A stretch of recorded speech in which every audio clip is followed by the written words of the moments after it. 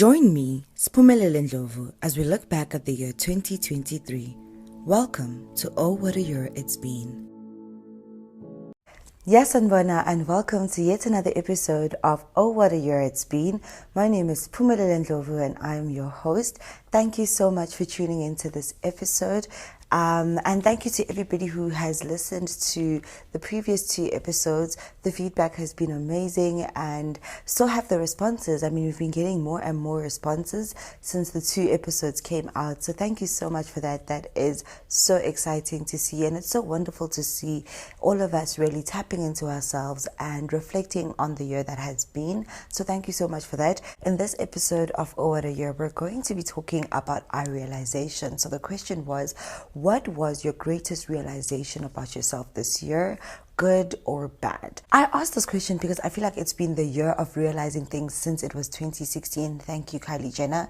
And the more we go through life is the more we learn, discover, and realize things about ourselves, sometimes good, sometimes bad. And I thought it was important for us to reflect on those realizations this year so that we can either show up better for ourselves next year by changing them or by going harder on those realizations. I tried to answer all the questions to the best of my ability, but unfortunately, some of the questions didn't really have much context. There wasn't really much context, it was just one sentence. And I felt that if I respond to that situation, I might not be giving it the best answer because I don't have enough context to give it the best answer. So with the ones that I did answer, I tried my absolute best to answer. So if you are yet to fill the form, please do try to give as much context as you possibly can, just to make this process a bit easier for all of us. As usual, I have to start this with a disclaimer that I am not a qualified therapist or psychologist, and this program is merely for discussion purposes.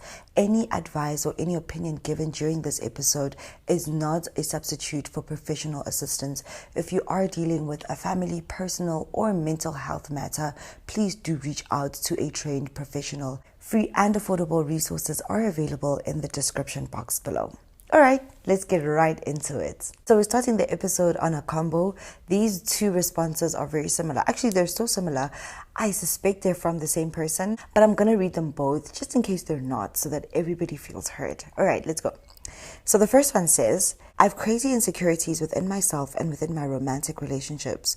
I've always thought that ngiboza, but this year showed me that, whoa, kuningi, and I need to unpack and heal from it. The second one says, I'm actually not healed enough to welcome anyone else in. There's a lot of trauma I've been through in the past 6 years that I believed I'd healed from, but this year showed me that I haven't even taken 5 steps on my journey of healing. So I think the first thing I'd like to get into is this word crazy. I don't have a great relationship with that word, especially when we're talking about things that relate to mental health or to our emotions. I feel like it's very gaslighty. I think that your insecurities are valid. Whatever insecurities you have are valid because something happened to cause them. So if, for instance, you've been cheated on before and in your current relationship, you are incredibly insecure, that is valid. It is something you need to work on, but it is valid and it doesn't make you crazy. You're not crazy for being insecure or for having a trauma response to a traumatic situation. So just to touch on that, you're not crazy, you are valid, and it's valid for you to feel the way you feel. It's valid for you to behave the way you behave. I'm not saying it's right. I'm not saying that you shouldn't work on it. I'm not saying that it's okay, but I'm saying that it's a valid experience and you're not crazy and you're not weird and you're not wrong for feeling like that. But to respond to both of these, I feel like acknowledgement is the first and biggest step to finding change or healing in a situation. I feel that once you know about something and you acknowledge it, it's easier for you to, first of all, spot it when it happens. When your insecurities come to the surface or when something triggers an insecurity of yours, you're able to quicker see it as that and take the appropriate action, whether it is calming yourself down and really feeling your emotions or processing them in a way that allows you to communicate that to your partner, whether it is in taking a step back, as you both have said, taking a step back and working on yourself by yourself to get to a point where you can show up better in your romantic relationship. So that acknowledgement is very key, and I'm very proud of you both for having acknowledged that, because that's the biggest step you can take towards finding healing in that situation. I'm also very glad that you're both deciding to take the time to heal before involving someone else. It's very true what they say, Uti, hurt people, and sometimes you don't even do it intentionally. I mean, in my own personal life, I've done that before, where I was in a long-term relationship that I thought was the love of my life, and it was very toxic, and when it ended there was a lot of stuff that I had to work through, and I thought I had, and so I started speaking to someone else, and I really genuinely liked this person. They're a really, really nice person, but I behaved in such a toxic way towards them. Like, whenever things would get to a point where I'd have to be emotionally open and emotionally available to them, I would shut down, I would be toxic, I would be mean, I would just be terrible to be around. And it's only after ending this thing and really taking the time to deal with it that I realized that I was very hurt and I wasn't ready to bring someone into my life. And because I fostered to bring someone into my life, I ended up hurting them. So it's a great thing that you're both taking the time to step back from other people, to not hurt other people because of the hurt that you're experiencing. I do hope that when you are ready, you do have the courage to give love another chance. I feel that you are deserving. We are all deserving. We are wired that way as human beings, to yearn for that companionship. We all deserve it, and I really do hope that you get to a point where you are ready to receive it. Also, when that time comes, I do hope that you are with somebody who is patient enough to help you work through that, because one thing about healing by yourself and then getting into a relationship is that the relationship will trigger you. I think it was Troy in Why Did I Get Married? He said something along the lines of, it's difficult to be with somebody after they've had a bad experience in love, because when you treat them well, that's triggering. It's so triggering. It's so triggering when somebody is soft with you or kind to you or treats you well after you haven't experienced that, because you don't know how to receive that. And if you're not aware of it, you're going to try to fight it. And sometimes even if you are aware of it, you're going to try to fight it. So I do hope that you get with somebody who's patient enough to understand that dynamic and hold your hand through you learning how to receive a good love again. Thank you so much for sharing, and all the best with your healing journey. So the second one says, I'm very impatient with everything that I want, and sometimes that works out for me, but sometimes it's my worst trait. With this one, I mean, the first thing that I have to say is that you are valid. You are valid in vehemently going for what you want. It's admirable for you to have that drive to dream up something and to go for it and to go and get it, and that clearly works for you sometimes. But I am going to annoy you guys so much with this verse, but Ecclesiastes 3 Ecclesiastes 3 says there is a time for everything, and that is something that I had to realize in my own life this very week. And so there was something happening, or there was something that I was anticipating will happen this week, and I was very sad about it. I was very anxious about it. I was very upset about it, and I even got to a point where I was grieving something that hadn't even happened. And I realized after a conversation with someone close with me that I need to be in the moment, I need to live in the moment, and I need to enjoy this moment, because like Ecclesiastes 3 says, there is a time for everything, and I needed to be present in the time that was in. What am I saying with that? I'm saying that there is a time for everything, and everything happens within its own divine time. In Jeremiah 29:11, God says, I know the plans I have for you. I know the plans I have for you. So you can make your plans and you can make your goals and you can go for them, but always leave space for surrender. Always leave space for God, because God knows the plans He has for you. So you can say to yourself, Wuti, in 2 months' time, I want to drive a Mazda 3. And 2 months' time comes and you've worked hard and you've pushed and you've been impatient with yourself and you don't get that Mazda. When that happens, leave space for God, because you might want a Mazda in 2-3 months, but God knows the plans He has for you. And in God's plan, He's got a BMW 2 years from now. So always leave that space for God. It's great that you're making your plans. Continue doing that.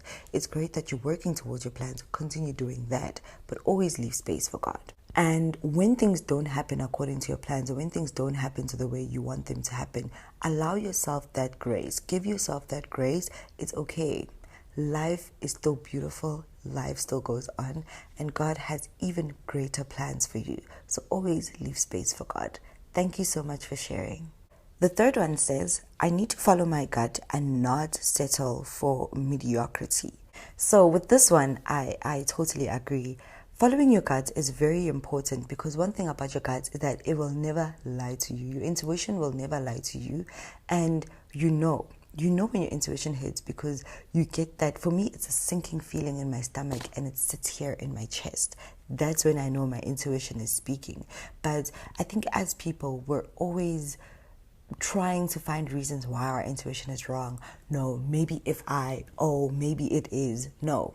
Listen to your intuition the first time, because it's right. And when you don't listen to your intuition the first time, it will keep coming back and it will teach you the same lesson until you learn. One of the things that I had to come to terms with this year is the fact that when you settle for something that isn't for you, you will never be settled. When you settle for something that isn't for you, you will never be settled. You will be anxious, you will be angry, you will be upset, you will be sad, you will be everything but settled, because it's not for you. Not too long ago, I was in a situation where I was in an unfamiliar space. I don't want to go too deeply with the situation. I was in an unfamiliar space, and I remember the first time I walked into that space, I thought, God, this space is not for me. But instead of listening to my intuition, I decided, you know what? I'm going to make the space better. I'm going to try to influence the situation to make the space better. And I kept going back to the space. And one of the last times I was in that space, it was during the night, and I couldn't leave. And when it came time for me to sleep, I kid you not, I just started shaking. I felt cold. And I felt like the cold was coming from inside my body. I was shaking, and not like cute shaking. I was violently shaking, almost as if somebody was holding my entire body and shaking me. I remember I had to put on a jacket, and it felt like something was saying, put your clothes on and get out of here, because this space is not for you. I called my friend immediately when I got out of that space, and she said to me, my friend, that was your body telling you, that was your intuition telling you that you are not supposed to be in that space. And the longer you stay in that space is the more you're going to get signs and signals that you are not supposed to be in that space.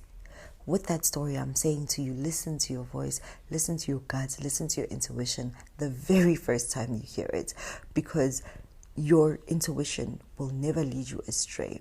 Your intuition will speak to you, and the more you don't listen, it will literally shake you out of that situation. So thank you so much for that realization, and I really do hope that you do take it on going forward and you live in your true and honest self, listening to your voice and intuition at all turns. Thank you so much for sharing. The next one says, I've turned to be toxic. I no longer keep quiet when disrespected. When one says one, I respond with 100. Yay! Hey, he's deep.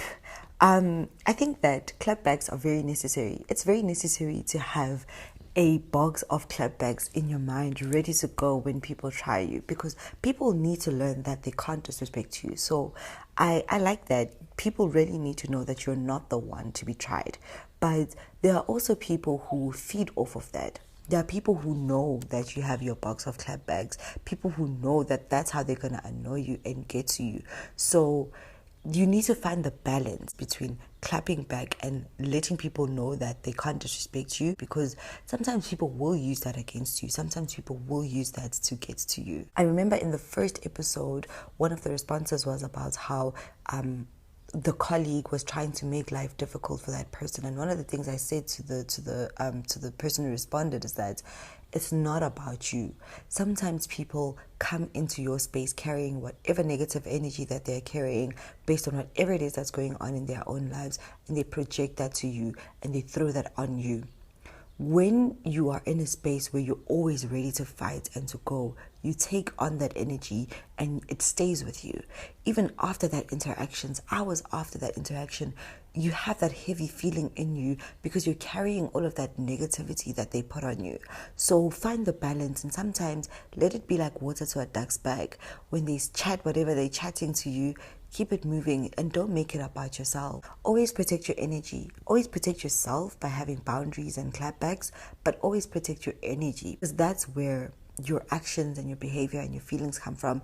I think there's a verse in the Bible that says something about always protecting your heart, because that's where everything stems from. So now if you're carrying all of this negative, bad, toxic energy in your heart, what is coming out of you?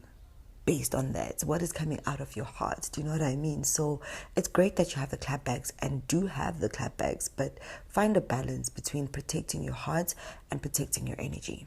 Thank you so much for sharing. The next one is another 2-in-1. They are quite similar. So I also think that these ones might also be from the same person, but let's just get into it. All right, so it says, I tend to lose myself in loving others.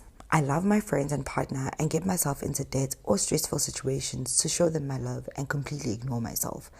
They don't know this, so they can't be the problem. And the second one says, craziest realization that I've had about myself is that I love my people so much at the cost of neglecting myself. I will literally move mountains for my friends and partner, get into debt just to show up, and I don't do that for myself.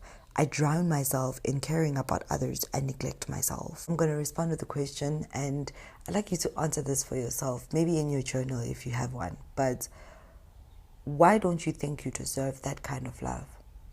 Why don't you think you deserve that level of care? Why don't you think you deserve that level of showing up for yourself? Why don't you think you deserve to love yourself like that? I think you are projecting the kind of love that you would like to have from other people. But more importantly, I think you're projecting the kind of love you should be getting from yourself. I will link this to what I said in the previous episode about finding my voice. I think you need to find your boundaries.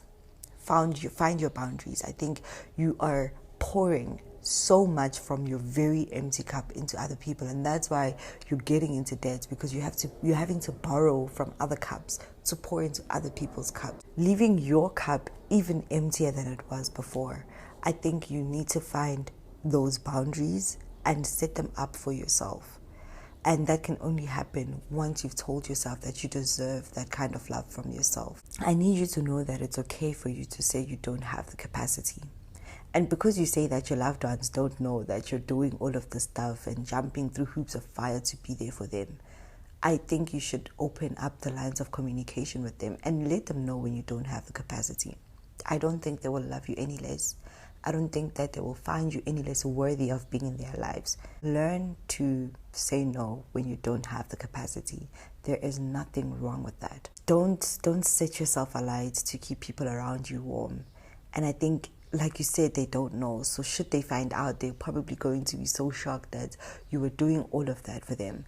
And I think that that breeds so much resentment. I used to have someone around me who had a similar trait where they were the most generous, most giving person, but when you really sat down and you listened to them, they held so much resentment for the people around them, because it's like, I'm always doing this for you, I'm always showing up for you like this for you, what, but you dare say no to me when I need you. You dare say you don't have the capacity when I need you. But if you were asking me the same thing, I would jump through hoops of fire for you. But no one has to jump through hoops of fire for anyone.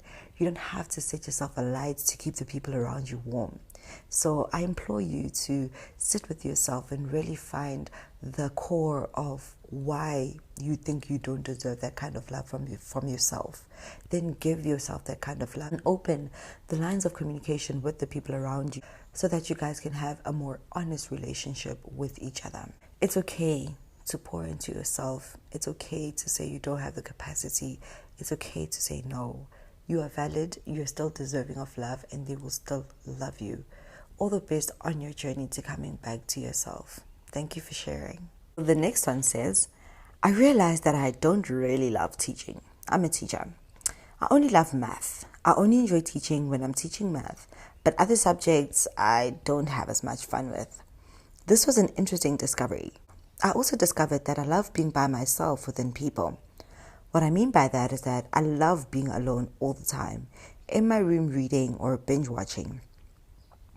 When I'm home and everyone is there and I'm just in my room, I love it. But now that I live overseas by myself, I feel alone. It sucks so much. I don't want it. I realized that knowing that they're there at an arm's length brings me so much comfort. Thank you so much for sharing. I think I had a similar realization about my career.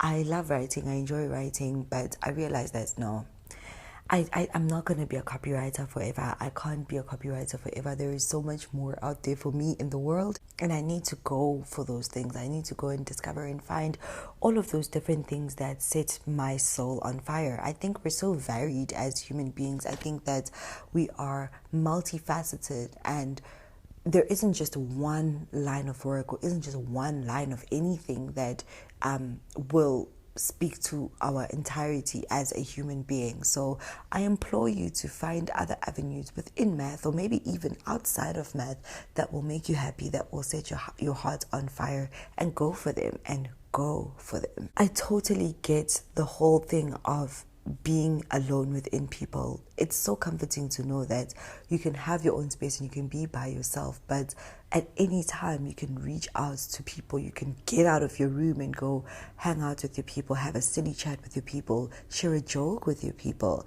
So I can understand how that makes you feel alone and lonely. I'm not sure about your personality. I don't know what kind of personality you have, but I would implore you to, in whatever country you are, create a community for yourself. Find your people that you can reach out to when you don't feel like being alone. I think that there are people for you everywhere you go in the world. Your clan exists, so find your clan and reach out to them. Create a community for yourself that you can be with when you don't feel like being alone. Thank you so much for sharing, and all the best. So the next one says, I am flawed and I am beautiful. One of the reasons why your energy has been resonating with me is because of the level of acceptance, courage, and honesty you radiate. And I've met you before, but it's only now that I understand why I liked you so much. The things I've achieved in my life were beyond miraculous, and the envy that people had made me think that I was just born lucky or whatever. But no, it's the confidence, the brightness, and the intelligence, the ability to handle tough situations because of the strength in faith and trust in God and myself. I got lost in the sauce at some point during the peak of the miracles that when I hit the ground, I felt bad for achieving success at such a rapid rate. But now I get it. Now it all makes sense. And as long as I'm still alive, my purpose is still being carried forward. So I'm not going to stop until the end. Girl. That's so affirming. Thank you so much. I think really it's courage. It's really so much courage to wake up every day and love yourself as you are and live and accept yourself as you are. So thank you so much for that affirmation. I'm very glad that you tuned into yourself. I'm very glad that you found out who the fuck you are and you stayed within that, because one thing about listening to external voices is that people will project their insecurities, people will project their jealousy, people will project whatever it is. And if you don't know who you are, if you're not secure in yourself, if you're not secure in God, if you don't know who you are in God, it's going to be very difficult for you to tune those voices out and know who you are. So I'm very glad that you tuned into yourself and you tuned into God and you got out of that funk and you knew who you are. And don't stop. You've achieved so many great things, as you've said, and guess what? God has more. There is so much more that God and life has in store for you. And you're going to be so great. And as long as you know who you are, as long as you know who you are in God, nothing is going to move you. Nothing is going to shake you. All the best. And thank you so much for sharing. So the next one is another 2-in-1 combo deal. And the first one says, I'm not sure if emotionally strong is the right way to put it, but I realize that there's so much strength within me. As a soft-natured person, I'm always associated with being weak or having no backbone. But this year has shown me that I'm stronger than I've been told, and I've never realized it. I'm really that bitch, and there's nothing anyone can say or do to make me doubt it.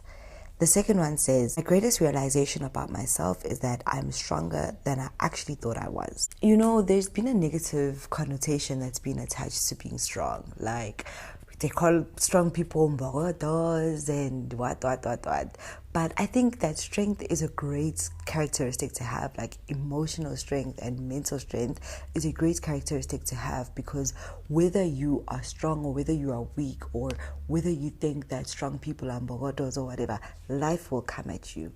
Life will throw lemons at you and people will try you, and you need that strength. You need your emotional strength or your mental strength to be able to make it through whatever challenges that you go through in life. So I'm very happy that you've found that out about yourself, that you know that about yourself, that you've discovered and realized that about yourself, because it is that strength that's going to help you to navigate the difficult situations that you might find yourself in life. Whether you are bruised, you are battered, but you will make it out of that situation. And if you know your strength, and if you know that you are strong, you don't doubt it. You go through the situation, and you go through the situation, but you make it out alive because you know that you've got that strength in you. So hold on to your strength and know that it's there for you to tap into it whenever life tries you, whenever life comes at you. Always remember that you are that bitch. Period. Thank you so much for sharing. So this is the last one before I share mine, and it goes as follows. I'm very soft emotionally. I'm softer than the towels wrapping the baby on a Stay Soft bottle type of soft. And this has helped me to be more gentle with myself. I allow myself to differ. I'm learning to be more honest with myself without messing up the fantasy in my head. Fear has dictated most of my life, and it feels good letting go of just being scared for the sake of being scared. It's an ongoing process, and I have to always reassure myself. I might be a bad driver, allegedly, even after I changed my attitude towards driving. I'm a great human being. I really like that ending. So, I think that's such a cute realization.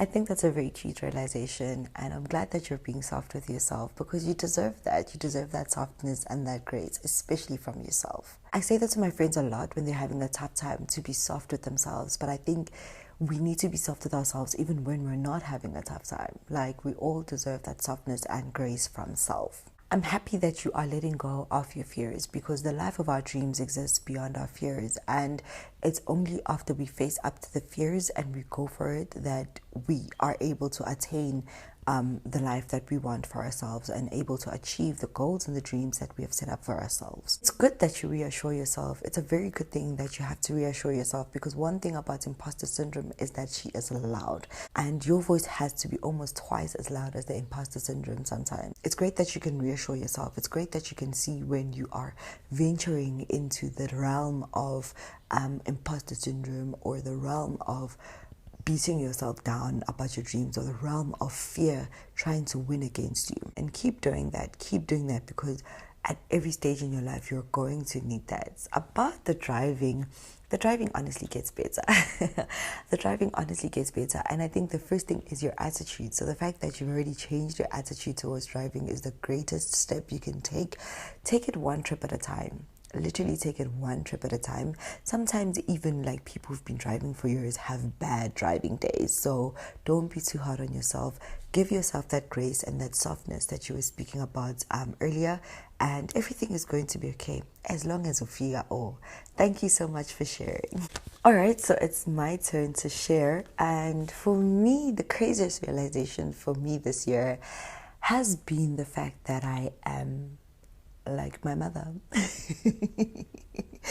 More and more I realize that I'm just like my mother, and it's crazy because as a firstborn daughter in a black family, you spend a lot of time critiquing your mother and finding all the faults in your mother and thinking how you will never be like your mother. And it's very crazy how the older you get, it's crazy how the older I get, the more I see myself in her. I think as jarring as that realization was, I welcome it wholeheartedly. Like, I look at the qualities of my mother that I have taken. My mother is a very driven person. She's driven, she's focused, she's a go-getter, she's smart, she's resourceful, she's resilient, and she's a little bit funny, although I'm a lot of bit funny, but she's smart, she's resilient, she's caring, she's compassionate, she is there for people, she gets things done, she makes things happen. And those qualities, I think, are qualities that I've picked up from her. And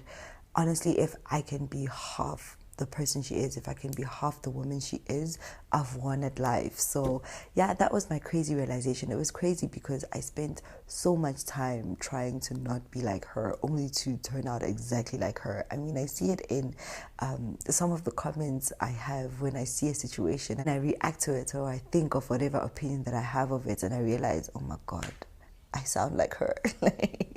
Like one thing that people who know my mother will tell you is that my mother is very shouty. She shouts a lot.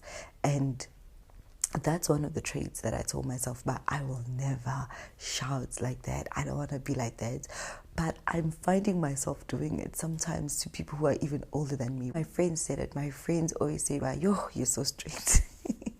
You're so strict, like you are always shouting. My friend sends us says and I honestly never really saw it like that, but I've realized that I've picked that up from her. She doesn't like nonsense. She's a very no nonsense person, and that's me. Like angithandi into epitayo. And if you're doing interpretayo, I have to call you out. I have to call you out, and I have to do it now. And I might teta just a little bit, but it's a great trait to have. I think it's a very great trait to have because you're always upfront with your people. You're always truthful to your people, and you always try to show them the way to their best selves. So yeah, that was my crazy realization this year. I'm learning to embrace it more and more as more realizations of that nature come up. But like I said, if I can be half the woman my mother is, I would have won at life. All right, and that is it for episode 3 of Oh What a Year It's Been. Thank you so much for listening up to this point. Please do remember to like, comment, and subscribe. And do share the content with everybody around you. If you haven't answered the questions yet, there are still 5 questions. Yes, there are still 5 questions open on the form. Please do click the link in the description box below and let us know how your year has been and what you are thinking or wishing or dreaming about the year 2024. Until next time, thank you. If you want to be part of future episodes, simply click the link in the description box below to participate.